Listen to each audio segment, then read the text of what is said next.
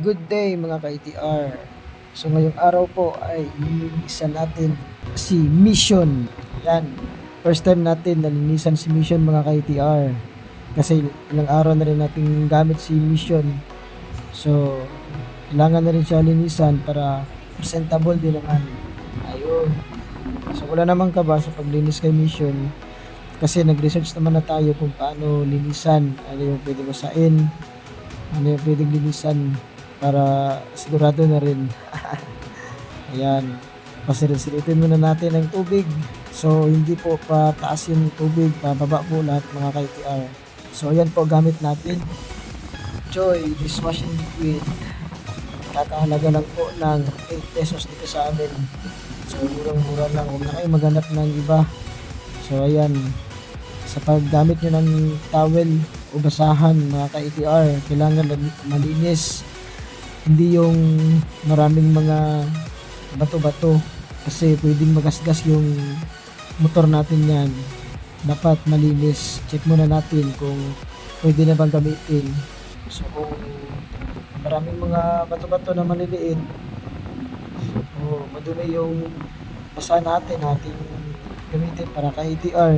So ipagpag muna natin mga ka-ATR para sure na hindi magasgas yung unit natin. So huwag kayong matakot na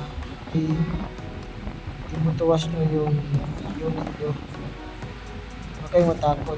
Takot kayo pag ikaw yung naglinis ng motor nyo. Baka ano pa gawin dyan. Hindi naman natin alam, hindi natin kilala kung sino-sino sila. Pero kung natin naman natin, so okay lang naman din. Pero advice ko lang, mas maganda na tayo talaga maglinis ng mga motor natin. Yan, so linis muna mga ka-ATR bago gamitin kasi kailangan ng linisan. Pati pa yung motor iligo na, yung nagligo wala pang ligo. Pero okay lang kasi pagkatapos natin liguin yung ating ATR 160, tayo naman ang susunod na maligo para partner din naman.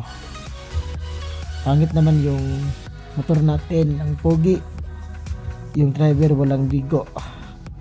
So kailangan din nating maligo mga ka-ATR. So fast forward lang po tayo para mabilis po.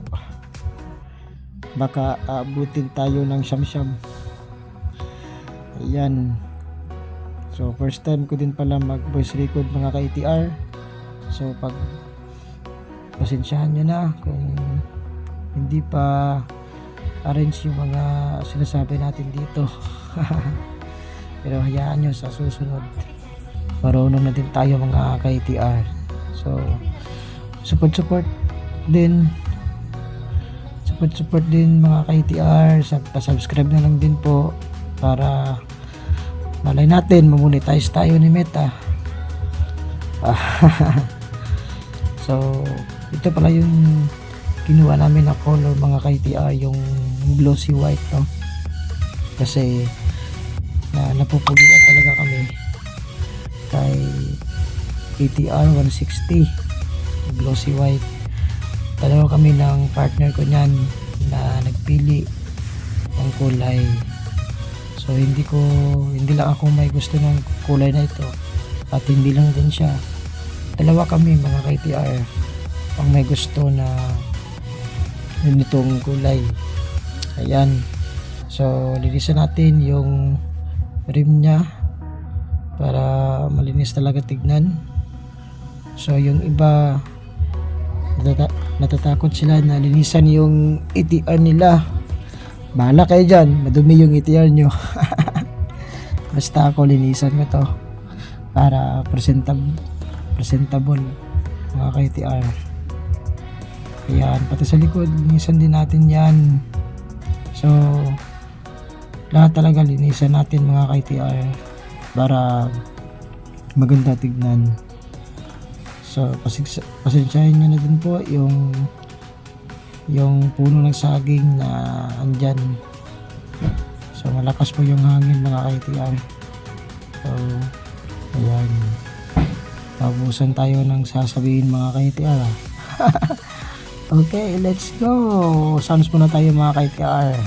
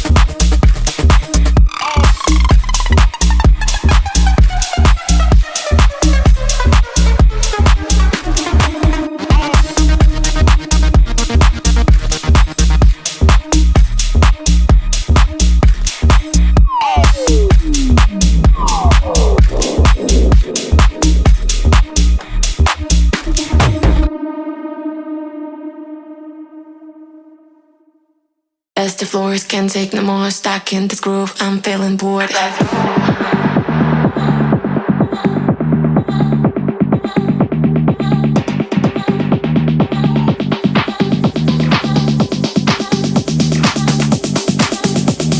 Ready, steady, go.